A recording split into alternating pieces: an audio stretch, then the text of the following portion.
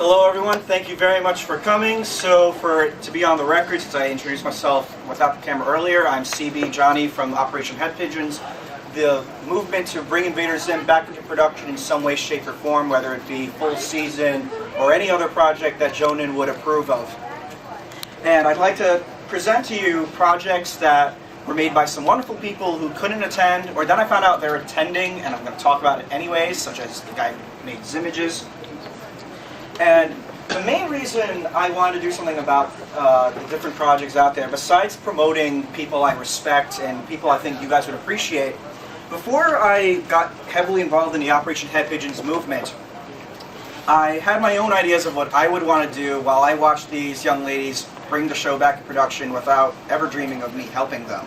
I said, when Zim comes back, I want to see a lot of forums get off the ground and websites. Just like when I was a kid, there was roomwiththemoose.com, there was gur.n3.net, there was a Scary Monkey Show, Probing the Membrane of Science. These were some really cool sites. Also, how could I forget Buzzy's World, where you got to ask Jason Stiff and Steve Russell questions. That site is still up and the server's up. The webmaster is now a good friend of mine. And maybe I'll show that to you guys just because it's still there.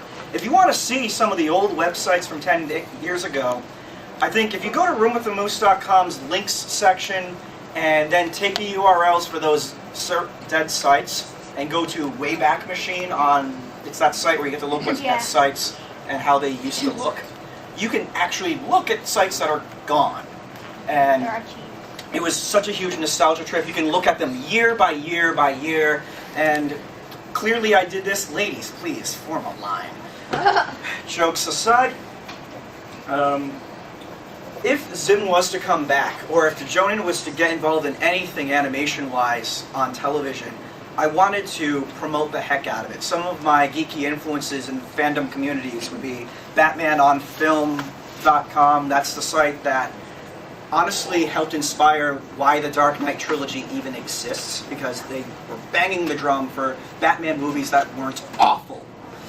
Batman and Robin, that movie we actually owe for why the Dark Knight trilogy is so awesome. Other fan influences would be House of the Dead fan site, Website of the Dead, where they were doing fan interviews with people who worked on the game, even though they're all the way in Japan. And Zelda Informer and Zelda Universe have been very inspiring for me. And I said, why not me? Why not I do that? And if Zim was to come back, if that fan mail event from InvaderCon 2 called Project Massive, if you sent letters to Nickelodeon, thank you so much for that. It seemed like it wasn't panning out, but we were so confident the show would come back. I was going to build a site called the Irken Antennae. If you follow Operation Head Pigeons, you may have seen posts of me being really hypey about it. It would cover news on the production of the show, but it would also celebrate the fandom's efforts, because Invader Zim is the Firefly of children's animation. Just as SpongeBob is the Simpsons of children's television. Hey, Simpsons is still pretty good. Yeah, it is, but it's fun to shoot fish in. It's half decent. It's okay. Now, this is what happens when you're extroverted. You think as you talk, and now I'm like, oh, what do I say next? But I was actually lining up different things I wanted to do, such as I got to interview Eric Trueheart a year and a half ago. I might be able to post excerpts from it on OperationHeadPigeons.com. It was a surreal thing. Kevin Banfi, the Invader Zim composer, said I could interview him. We never got around to that, unfortunately, because once the writing on the wall seemed that Zim would never have any official Nickelodeon stuff going on, I just went, you know what? I'm going to just hide away in a corner of Wayne Manor and let my fingernails grow out and pee into mason jars and just focus on me for a little while, because I can't do this fandom stuff forever. And then I was planning my Head Pigeons panel yesterday. I'm checking the time, by the way. It's not even officially 3 o'clock yet. I'm doing good. It's right there, but it's Thank an you. hour ahead. Okay. I went to do this panel yesterday. It was supposed to be my final bow and just thank people for their support, tell our story. And I was like, oh, Zim's not coming back. And you know what? I have no clue whether it ever will. Maybe years from now it will. And then Eric Trueheart comes in the room, into this very room, and towards the end of it, he said, it seems Nickelodeon doesn't hate Jonan anymore. And first of all, I was thinking, I get to talk about that now? I can admit that there was some tension. Because I felt like that was something I should not acknowledge the taboo or the elephant in the room about that. Or the moose in the room, if you will. And he also said something about shorts. Was it Gur shorts? Did I hear that right? Or am I just going insane? Yeah, I was hearing rumors about that, and I didn't want to perpetuate them. I was not really privy on that, so I immediately yelled, "I get to talk about that now!" And I don't think he recognized me. He's used to me wearing a hat and these Doctor Who glasses and chin hair. But then later on he went, "Oh, that's Johnny O'Hearn." And he's like, "Yeah, you can talk about anything that I said at the panel, but just keep it to what I said." So I look forward to showing the footage of that.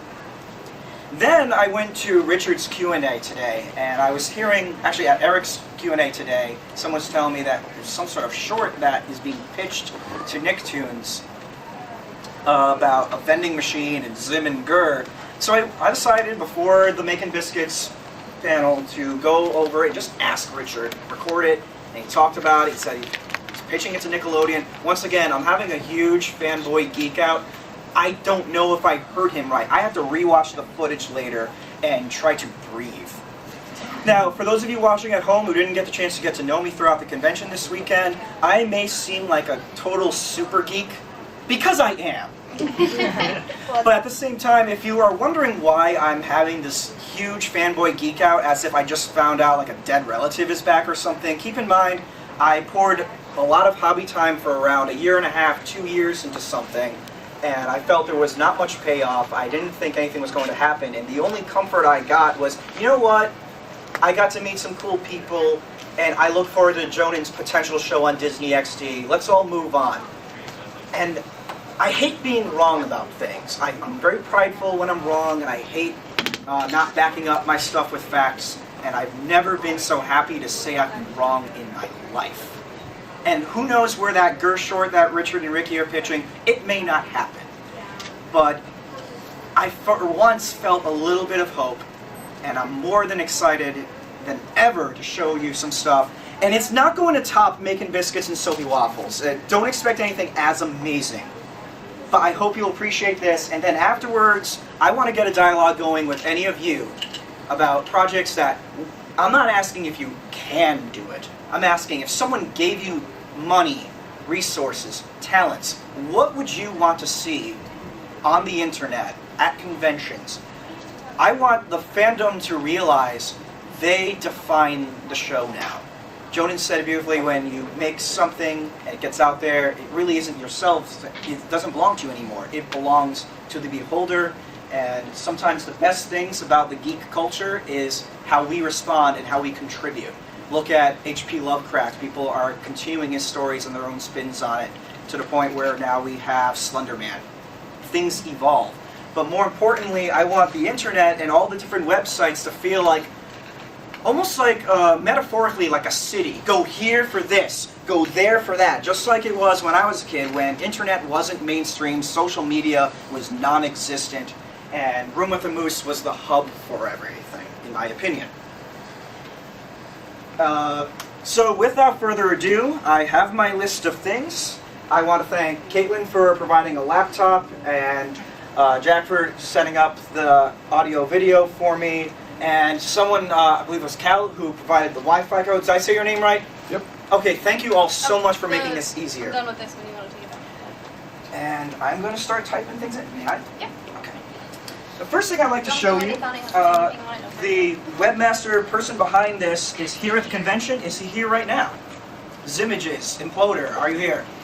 Everyone say hello. Hello. Let's show off that first and feed his ego a bit. I'm a righty when it comes to this. I'm a lefty with everything else, but I'm a righty with mouses. Yeah. Zimages.tumblr.com. So when I was preparing Project Massive with my co-admin at Head Pigeons, one of the things that was impressing me on Tumblr was, why isn't it loading? Oh, it's just a little slow. I gotta be patient. Give it a minute. It's going to space and then back, as Louis C.K. would put it. Ah, you're quite welcome. Since I was sure it was happening. Oh wow. So this, what I felt the main feature of this is right there on the tin. There was a whole bunch of images for each episode. One thing you'll notice that I'm attracted to with fan sites is if you can find a unique feature, a unique content that separates you from other sites, go out and do it. I should say another influence on my fandom aspirations. How many of you are Weird Al Yankovic fans? Yeah. Okay, his drummer Bermuda Schwartz is a webmaster for WeirdAl.com, and any of the links on his site, he said, "I want unique content. Please don't just do something that is featured elsewhere." And this is a fan service. This, I can go to any of the episodes and find something interesting. Now, you may have read on the description for this panel on InvaderCon.com, I'm a huge tech fan. So, where is it? Where is there it is? Let's check out Tak the Hideous New Girl. And we have some images. There was a lot of GIFs on the site. Tak is just so cool. It's a shame that we don't have a script for Top of the Line. It didn't make it to script form. So for those of you who are watching, the rumors are not true. Top of the Line did not get into script form. We found that out in InvaderCon 2 last year. So we have this. It's called zimages.tumblr.com. Actually, I have a proposal for you right here, right now. One of my co-admin, I could talk to him. We could get you a URL so it can just be zimages.com and it redirects here the way OperationHeadPigeons.com redirects to our Tumblr. Would you like that? I'll talk to you about it after the panel. Cool beans. Ideas like that too. Yeah. Some of these things maybe are not even appropriate business talk in front of you guys. This is extroversion. You think as you talk. But I have a question for you. What inspired you to make this site? Well, it turns out I got an email yesterday saying that it was Image's 3rd birthday. Tumblr does the thing where it sends you an email. So to the day, yesterday, 3 years ago, I made the blog. Wow. I had been on Tumblr for like a year or a year and a half at that point.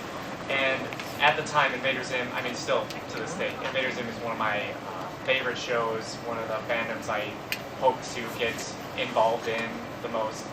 And on Tumblr, one of the fastest growing social media sites at the time didn't really have a presence, a fandom presence. Sure, there was the Invader Zim tag, but it was mostly just pictures of her or finery, merchandise, t-shirts that people were wearing. Sometimes it was even in the background, not even the focus of the picture, which is fine. You know, I'm not going to criticize people for enjoying her or enjoying whatever they want, but I wanted there to be more of like what you said on the old sites, like the representation of the core fandom. And so I thought, you know what, there's all these sites going around now that are creating GIF sets of Doctor Who, of Supernatural, everything that's popular on Tumblr. And I was saying, you know, Zim needs a blog like this. And there were a couple, but they had only lasted maybe a few weeks. They only had a few posts. So I made this and I got to work. It was on a train, actually. I just started watching through episodes, taking screen caps, making GIF sets. And then it just turned into this. So now, I don't want to say because of this, but since then, now there is a fandom presence on Tumblr of Invader Zim. I'm not the only blog out there now. Now there are a couple others in the past year that have even been more active than mine, making GIF sets, or there have been role-playing blogs, there have been various art blogs, famous artists. I have a links page on there. It's probably not as current as I'd like it to be as of now, but I'm glad that now on Tumblr there is at least presence. There are multiple blogs. I got way many followers than I thought. I didn't know that there was Zim fans on Tumblr, and now they're all out there. We're talking to each other. It seems, and this is a humble opinion, I don't go on Tumblr enough, but I have a feeling that just as having your own server and having a website was the big deal back in the day when internet websites were primarily made by geeks who had in the most positive way I say geeks had the computer technology and know-how to make a site and do the server stuff and all their technobabble that I don't understand. They did that all on their own. Now with Tumblr and WordPress, all you need is to just start the site, figure out the visual motif, get a few, if I'm understanding this process correct me if I'm wrong, but like figure out different apps to help you customize things and get that feel you want. I have a feeling that a site like this is an example of how the fandom can revolutionize how we consider fan sites and how we do fan sites. I've never noticed until recently a lot of reputable fan sites in all fandoms will operates strictly off of Tumblr, and it'll do just fine. It's cheap, it's efficient, it seems fun. I gotta get on that. And the next project I'm very excited to talk to you about. This is actually the reason I got a second panel in the first place. And how many of you know that you can create a Lego set of something you love, either a fandom or otherwise, and you can pitch it, and if it gets enough support, it'll go directly to Lego execs. Wunderbar! So, ladies and gentlemen, Lego Zim. Lego Zim! It's Wi-Fi, bro. It's not Ethernet. This is true. We don't have Google Fiber here. Alright, you can learn all about this on your own time as you battle post-con depression by reading this on your own, but here's the gist of it. This married couple I became fandom friends with over the last summer came up with a Zim house and little Zim and Dib and a Lego Voot cruiser. And we'll scroll down and show some pictures. And for any of you who are missing the point and being elitist, yes, we know that's not their canon hair. Deal with it! And you have a question? Can people move the seats closer so that more people can get in? If there's any way. I don't know if fire codes will allow that, but along the wall there, people were sitting rest assured, all of this will be uploaded on YouTube. Okay. So, Making biscuits was pretty jam-packed. Yeah. We have a free seat here. Yeah, try to take a seat on the floor. If the Marriott sets on fire, I'd rather die with you guys than die alone. Good, good. Also, to any law officials watching, that is not an admission of guilt. That is a Breaking Bad reference. Anyways, here's some photos. I believe there's a YouTube video here. Where is it? Oh God, if it's not on here. I may have to go on Operation Head Pigeon's Twitter to find it, and I apologize for not planning this properly ahead of time. Planning a trip from Rhode Island to Texas is my explanation. It's not my excuse, but it's an explanation. Okay, you know where I put a new show, frankly, is better than more Zim? That's just me talking. I'm starting to regret that I wrote that. I was just trying to move on. I'm looking forward to anything that Joni wants to do with Zim, whether it's shorts, I don't know, a movie or something, or just maybe Nickelodeon should give him the rights to do a little comic book or something. Where is it? It was on I may have to Facebook. find this on my phone away from prying eyes, but we'll get back to that later. But there was a nice little video, and if anyone is recording besides Bryce over there for this next thing, I'm going to have to ask you to put your phones away. For those of you who want to know why and didn't hear my spiel before the panel officially started, I have a special treat for InvaderCon attendees only. How many of you have heard of a game site, it's not on there anymore, called Gameslave2.com? Well, I just checked and the server isn't up anymore, but I got something that was meant for my eyes only as a way of saying thank you for Head Pigeons getting their word out. This company, game developers boutique in Australia called Art of Play, they are working with Nickelodeon to get some games out, for example, the Teenage Mutant Ninja Turtles, and they're very nice people, and they how should I put this?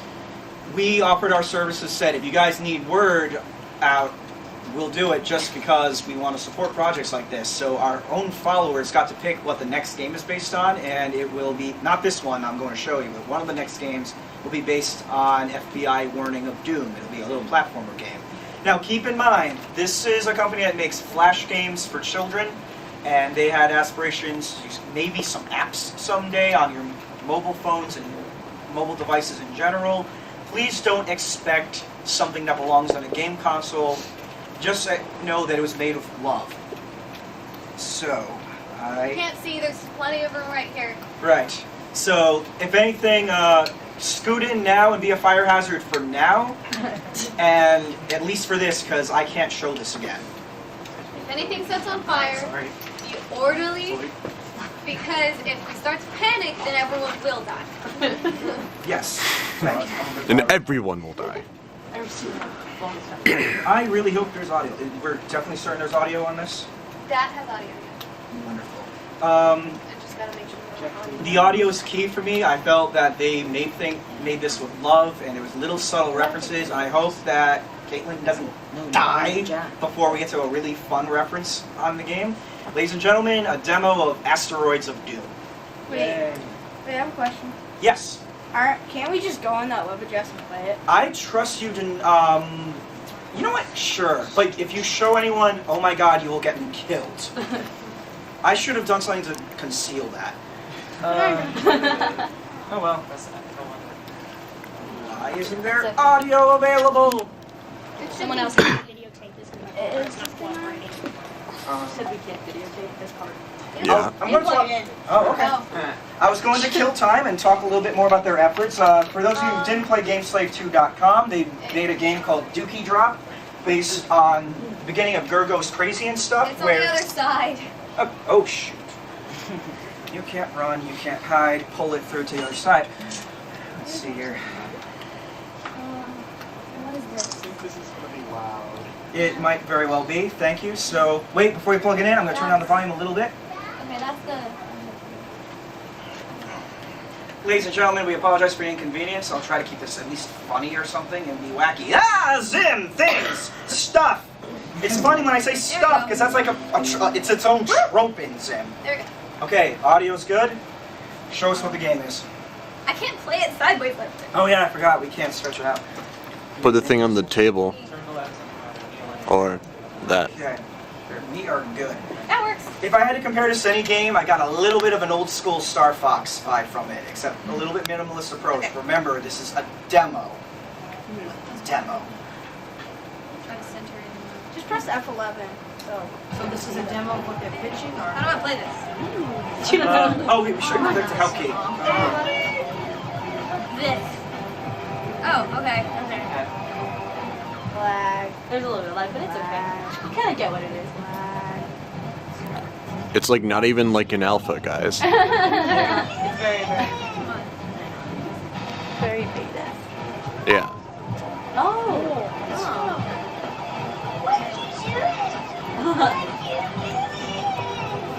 Ooh. There's thingies. Yes, yes it is. Now, who can guess who did the music? It's Kevin Banthey did the music, everybody. wow. Who knows who that is? The Zim composer. They got in contact with him? Oh yeah, he heard. I can't remember the official story, but he just heard what they were doing, and he noticed that the first game just sampled music from the show. He said, "I can just make the music for you. I know the feel of the songs." So we did. That's cool. And I don't think there's any hidden Easter egg details here, but this is the game. This is the demo of it. The FBI Warning of Doom game will be more of a platformer feel with the mall zombies and whatnot. I just realized that's a Dawn of the Dead reference. How did I not figure that out now? I knew of the Night of the Living Dead reference in Halloween Spectacular of Spooky Doom. I forgot that, malls, zombies. No. No, don't die. What happens if you press Fine, spacebar? You just press spacebar. The villain is supposed to win in this show, darn it. Okay. It's the anti-hero. Goes to Earth. If you press spacebar, does it shoot lasers? No, if it does, I don't know at the moment. Oh yeah. I think we got the point, and I do want to move on to other stuff. It's only 3:15. I thought this was going to blow by way faster. So Kevin Mackey's working on Zim again, apparently. In a way. Also, Yeah. he did, he was a consultant for Sophie Waffles, actually. Wow. Music. Nice. Pretty cool, huh? Sim win.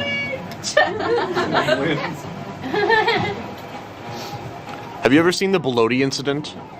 What was that? The Bellotti incident with Ricky Simons?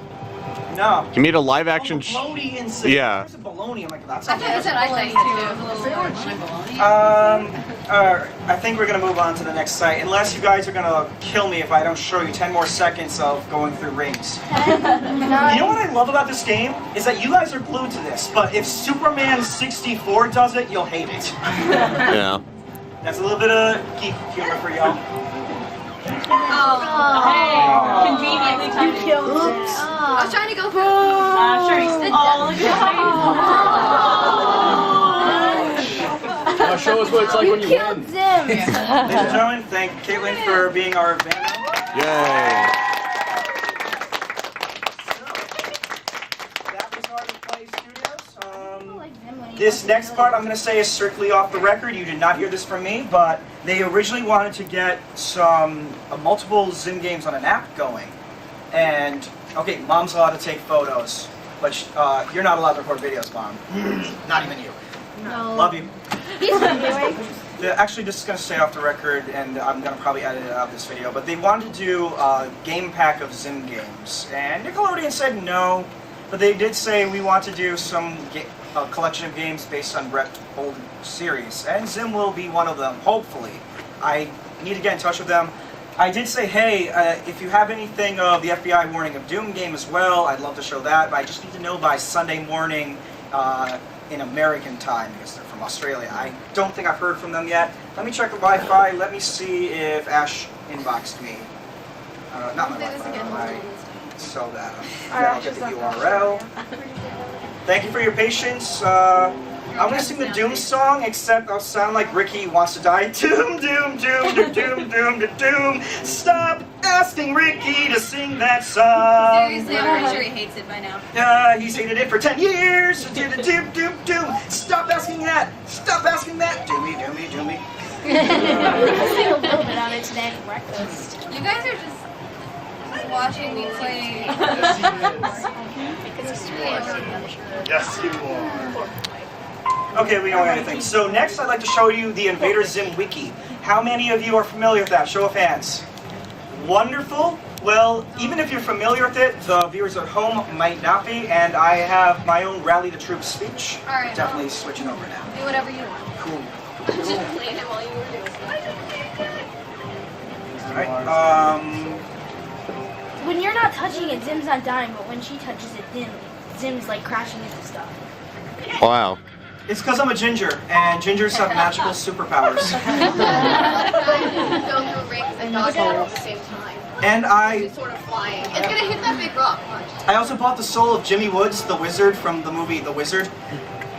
Load!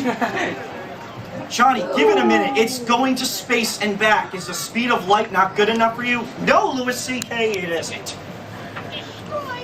It's also because this flash site is slowing it down a little bit, so I'm going to go back to... Does anyone get that? Well, No. It's a teddy bear flying you in want the to just type sky. in zim.wiki.com for me? So while she types it up, I will talk about ZimWiki. Yes, many of you are familiar with it. And remember I said that old fan sites, some of them were really big on trying to be a compendium. Yes? What do you think is better, ZimWiki or Room with the Moose? And I don't remember the other one that was like, there were two other old ones that were like the big ones. Well, I was actually going to get to that. I feel that Invader ZimWiki is another example that internet fan sites are evolving. You don't need to have your own server. You just need an organization that has an idea for everyone to have the same format for something. Back in the day, Room with the Moose was a compendium of Zim knowledge in their own